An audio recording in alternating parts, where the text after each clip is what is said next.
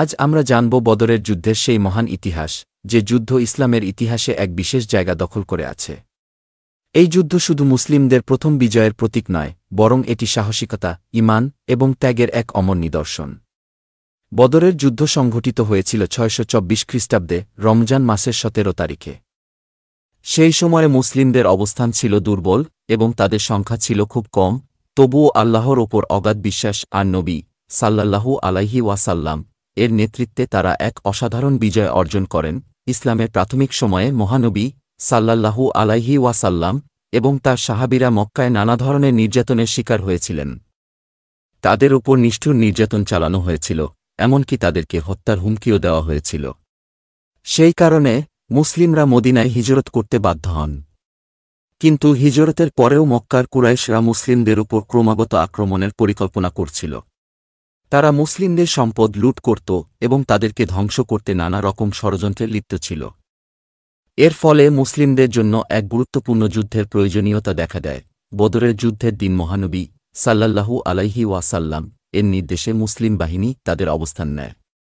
তাদের সংখ্যা ছিল মাত্র ৩১৩ জন এবং তাদের কাছে ছিল অল্প কিছু অস্ত্র ও সরঞ্জাম। অন্যদিকে কুরাইশদের সেনাবাহিনী ছিল প্রায় ১,০০০ জনের বেশি এবং তারা ভালোভাবে সজ্জিত ছিল। তবুও মুসলিম বাহিনী আল্লাহর সাহায্যের ওপর ভরসা করে এক অভূতপূর্ব মনোবল নিয়ে যুদ্ধক্ষেত্রে দাঁড়ায়। তারা জানত যে তাদের লক্ষ্য শুধু বিজয় নয়, বরং ইসলামের প্রতীককে রক্ষা করা এবং আল্লাহর সন্তুষ্টি অর্জন করা। যুদ্ধ শুরু হওয়ার আগেই মহানবী সাল্লাল্লাহু আলাইহি ওয়াসাল্লাম আল্লাহর কাছে প্রার্থনা করলেন যেন তিনি মুসলিমদের সাহায্য করেন এবং তাদের বিজয় দান করেন। আল্লাহর প্রতি এই আস্থার ফলেই মুসলিমদের মনোবল আরও বৃদ্ধি পায়। যুদ্ধের শুরুতেই উভয় পক্ষ থেকে কিছু যোদ্ধা একে অপরের বিরুদ্ধে লড়াই করতে আসে। ৩ জন কুরাইশ যোদ্ধার বিরুদ্ধে ৩ জন সাহাবী দাঁড়ান এবং তারা সাহসিকতার সাথে বিজয় অর্জন করেন। এরপর মূল যুদ্ধ শুরু হয়। বদরের যুদ্ধ ছিল অনেক কঠিন। মুসলিমরা সংখ্যায় কম হলেও তাদের ঈমানের শক্তি ছিল অপরিসীম।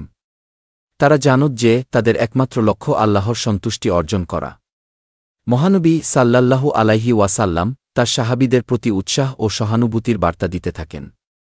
আল্লাহর রহমতে মুসলিমদের সাহায্যের জন্য ফেরেশতাদের পাঠানো হয়। আল্লাহর পক্ষ থেকে এই সাহায্য মুসলিমদের মধ্যে নতুন উদ্যম সৃষ্টি করে। তারা নির্ভীকভাবে শত্রুপক্ষের সামনে দাঁড়ায় এবং তাদের বিরুদ্ধে লড়াই চালিয়ে যায়। শেষ পর্যন্ত আল্লাহর রহমতে মুসলিম বাহিনী কুরাইশ বাহিনীর ওপর বিজয় অর্জন করে। বদরের যুদ্ধ মুসলিমদের জন্য শুধু একটি সামরিক বিজয় নয়, বরং এটি তাদের আত্মবিশ্বাস ও ঈমানকে দৃঢ় করেছিল। এই যুদ্ধের ফলে মুসলিমরা বুঝতে পারে যে আল্লাহ সবসময় তার বান্দাদের পাশে থাকেন, যদি তারা তার পথে নির্ভয়ে অগ্রসর হয়।